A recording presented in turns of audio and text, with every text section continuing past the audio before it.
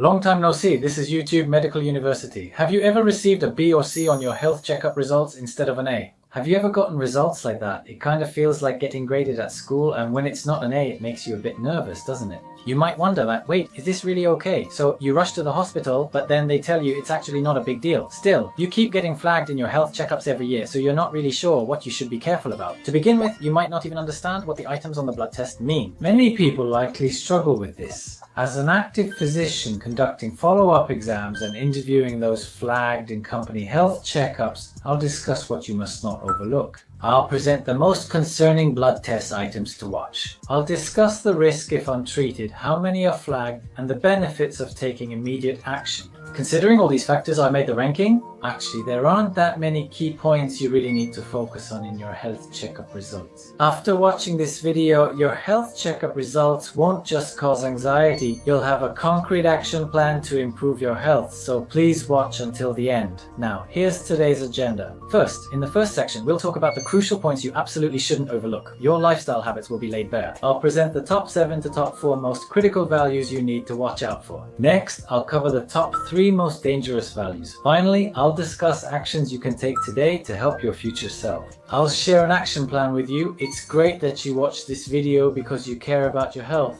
Don't miss this first section. Your lifestyle habits will be fully revealed. I'll cover the 7 to 4 most important numbers you should monitor together. This will be a long video, but today's video is a keeper, so please listen until the end, take notes, or leave comments about what you've learned as you watch. Let's get straight to the rankings.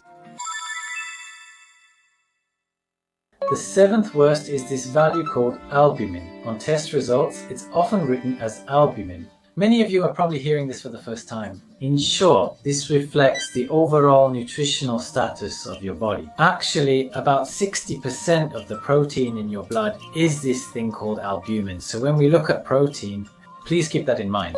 The standard value for normal varies depending on the facility, but generally, if it's above 4.0, it's considered normal. In my experience as a doctor, even people who say they eat properly every day sometimes have slightly low albumin levels. This suggests that even if you're eating enough rice, you might not be getting enough protein to build your body. Many people don't realize they're experiencing hidden malnutrition, and when your albumin levels drop, various symptoms can actually appear in your body. Albumin floats inside your blood vessels. Think of albumin as a sponge. If you don't have enough albumin, you can't retain fluids like a sponge does. Fluid leaks out of your blood vessels, which can cause swelling in your body. If you leave your albumin levels low, your muscle mass can decrease, and since antibodies that support your immune system are also made from protein, your immunity can drop and wounds may heal more slowly. That's why it's a very important indicator that can be linked to such risks. When you hear albumin in katakana, you probably didn't know what it was, right? Please make sure to remember it. Of course, it's not just a sign of malnutrition, but also a sign of illness. There are also cases where albumin decreases due to illness. So a low albumin level doesn't always mean you're lacking nutrition. However, if the cause is nutritional deficiency, try to add 1 more serving of protein to your usual meals. Add about a palm-sized portion of protein. Fish, eggs, tofu, anything is fine, so please give it a try. Now the 7th most concerning value, number 6, is this one.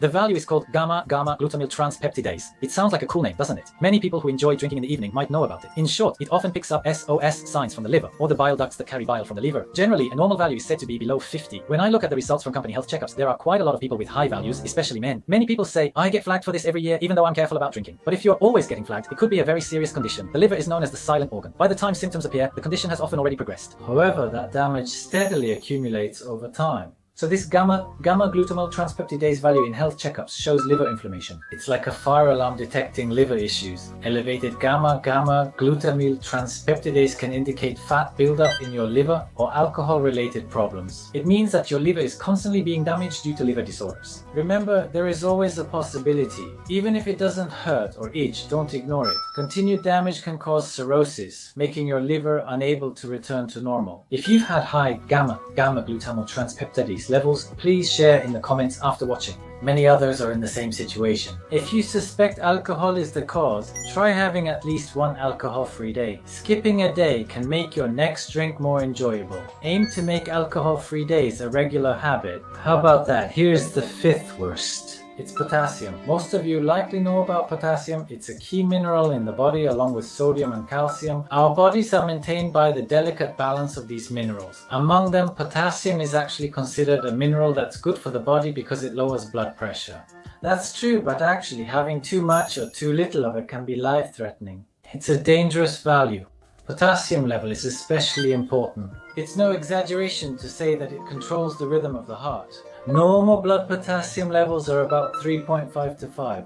Depending on kidney or heart issues, the level might be kept just below 5.5. Being above the normal range isn't always immediately dangerous. In my experience with health checkups, very few people have potassium level issues. However, what you need to be careful about is if your kidney function is declining. Some people take potassium thinking it's good for their health, but if your kidney function drops below a certain level, your body can't get rid of minerals, so there's a risk that potassium will build up excessively. Something you thought was good for you could actually end up being life-threatening. Of course, potassium. It lowers blood pressure and eases kidney strain, but people with severely damaged kidneys should be cautious. Potassium is tricky because both excess and deficiency are harmful. If high potassium isn't treated and continues to rise, it can cause arrhythmia or abnormal heart rhythm. In the worst case, it can even be life-threatening. Of course, if there are no problems with the kidneys, if you're healthy, it's rare for potassium to become excessive from a normal diet. So don't worry. I released a video to clarify kidney and creatinine misunderstandings. Check it out in the description or comments if interested. The number you need to watch out for is creatinine. This is also a value related to the kidneys. It's becoming a pretty important number. Creatinine is one indicator used to assess your kidney function. The creatinine value varies depending on the amount of muscle, so the normal range is different for men and women. For men, the normal range is 0.7 to 1.1, and for women, 0.4 to 0.7. As I mentioned, creatinine levels depend on muscle mass. Creatinine is like an exhaust gas from muscles. When muscles are active, they produce more metabolic byproducts. Think of this as exhaust gas. The role of the kidneys is to remove this exhaust gas from the body as urine. However, if kidney function declines, the kidneys can no longer expel this exhaust gas. When that happens, the level of creatinine, which is this exhaust gas, increases in the body, so we can tell that kidney function is deteriorating. Is it worse if the level is high or low? Many people get confused about this, but if you remember the reason, you'll see that a high level is bad. When I see people whose creatinine numbers are gradually increasing year by year in their health checkup results, we medical professionals are very concerned. Since the person has no symptoms at all, it's actually quite difficult to get them to recognize the dangers of rising creatinine levels. The kidneys, like the liver, are also called silent organs. It's believed that you won't experience any physical symptoms until kidney function drops to about half. When kidney function falls below half, you may experience swelling, anemia, and other symptoms. However, once kidney function declines, it's difficult for it to return to normal. In that sense, it's very important to notice even a slight decline in kidney function and take measures early on. There are values for kidney function besides creatinine, such as eGFR. This topic could fill a whole video, so to learn more about kidney warning signs, watch this or this video. I'm sure you'll find it helpful. What symptoms show up when the liver, often called the silent organ, is unhealthy? I also made a video about liver warning signs, so check it out if you're interested. We've covered up to number 4. If you thought, so that's what it was, please give a thumbs up and subscribe so you don't miss new videos. In part 2, I'll discuss the top 3 life-threatening dangerous values. The top 3 dangerous values that are life-threatening. Number 3 is low-density lipoprotein cholesterol, bad cholesterol. It's sometimes called that, but it's not always bad. Cholesterol is an essential energy source for our bodies, used in hormones and cell membranes. But if cholesterol gets too high, it can cause many diseases, right? Cholesterol, triglycerides, low-density lipoprotein cholesterol, high-density lipoprotein cholesterol, and total cholesterol. There are many values, which makes it complex, but if I had to pick one, it would be low-density lipoprotein cholesterol is important, and the normal range is usually it's under 140, but ideally aim for under 120. Many people get flagged for cholesterol during company health checkups, and everyone says, "Doctor, I don't have any symptoms." That's what makes it so scary. It quietly causes arteriosclerosis in your blood vessels. The one that deposits fat inside your blood vessels and narrows them is bad cholesterol, low-density lipoprotein cholesterol. If you think of blood vessels like kitchen drain pipes, leaving them uncleaned lets dirt clog them over time, right? Similarly, your blood vessel walls can be damaged or accumulate fat. If you leave this untreated, it can lead to heart attacks or strokes in the future. Hospitals sometimes prescribe cholesterol-lowering statins, often based on your low-density lipoprotein cholesterol levels. You can lower your low-density lipoprotein cholesterol significantly through your diet. I've posted videos on YouTube in the past, and I've received quite a few comments from people saying their cholesterol went down after trying what I suggested. If you don't know what to eat, or if your cholesterol isn't going down no matter what you eat, please check out the video linked in the description or comments after this. Here is the second most dangerous value in the top 3. It's called alanine aminotransferase.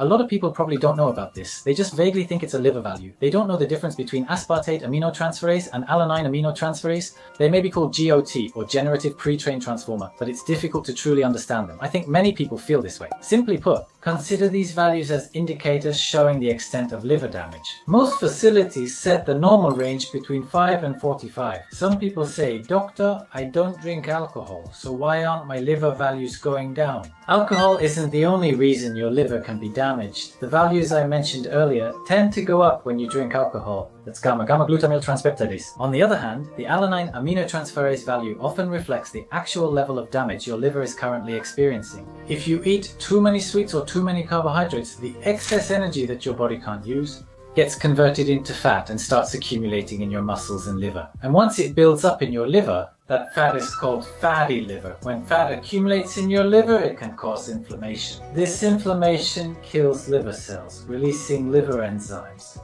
Things like aspartate aminotransferase and alanine aminotransferase go up. I think it's easier to understand if you think about the reason. However, aspartate aminotransferase is actually found in various cells and muscles throughout the body. So when this value goes up, it doesn't always mean there's liver damage. On the other hand, alanine aminotransferase is an enzyme that's more specific to the liver. So when alanine aminotransferase goes up, it's more likely that there's actual liver damage compared to when aspartate aminotransferase goes up. Simply put, remember that alanine aminotransferase is more accurate than aspartate aminotransferase. I've talked about this in a previous video as well. If your blood sugar rises rapidly, your body can't metabolize it all and fat starts to accumulate in your liver. I've also talked about how you need to be careful with certain drinks. If you're interested, check out the video below. And to improve fatty liver, it's said that reducing your body weight by about 7% can help improve it. Recently, more thin people have developed fatty liver. What should people like that do? I discuss it in the video, so check the description or comments if you're interested.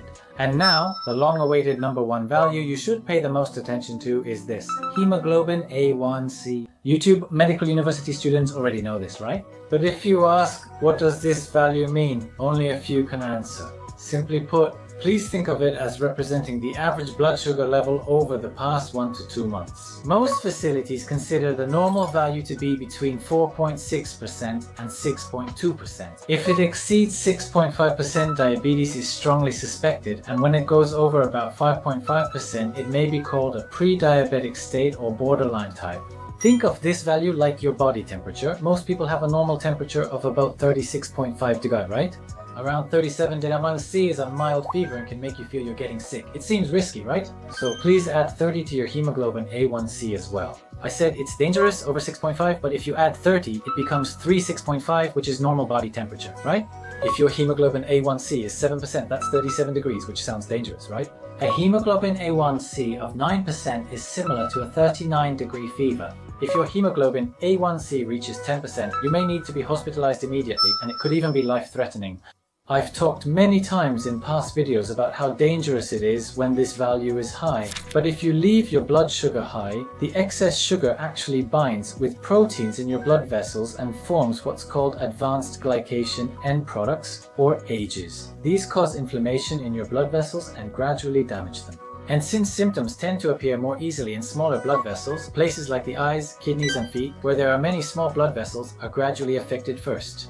You could develop vision problems, need dialysis, feel numbness in your feet, or in severe cases require foot amputation. Diabetes is often called the root of many diseases, so YouTube Medical University has released several videos about it. Even if you think you're safe because you don't have diabetes, it's actually been found that this rapid spike in blood sugar levels can damage your blood vessels, even if you don't have diabetes. This is called a blood sugar spike, and controlling these blood sugar spikes is important for living a healthy and vibrant life as yourself. I've made videos on eating snacks to manage blood sugar and on foods that can worsen diabetes.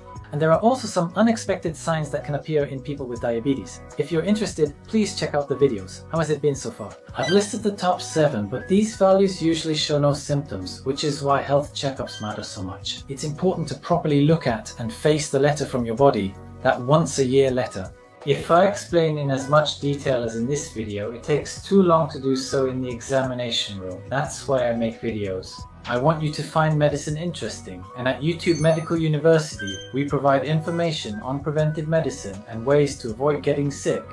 It's very important to have at least one reliable source of information, so it would really encourage me if you could subscribe to the channel before you forget which one it is. In the final third period, I'll outline action plans you can start now to benefit your future self based on each pattern. I'll be introducing them. You don't have to aim for perfection. I've prepared 3 action plans for you today, so if you find one that you think you can do, just leave a comment with the number. By declaring it, it becomes easier for people to follow through. 3 action plans to change your future self. First, drink a glass of water when you wake up in the morning. I especially urge those with reduced kidney function to be mindful. Also, try taking the stairs instead of the elevator. I want people who feel they lack exercise, those with fatty liver, or those with high cholesterol to be especially mindful of this. Third, start your meal with vegetables and then eat protein afterward. Vegetable protein. It's called Vegetan first. Start with this. I recommend it for anyone concerned about hemoglobin A1C. Thoughts? That's all there is to it. A small step like this, kept up for 3 weeks, will start changing your body. Keep it up for 3 months and you've already succeeded. I'm sure it will become part of your life. This was a long video, so thank you for watching until the end. Today's video is one to keep, so I'd be happy if you could share it with friends who are worried about their health checkups or on social media. Share in the comments the health methods you use or any test results that worried you. See you in the next video.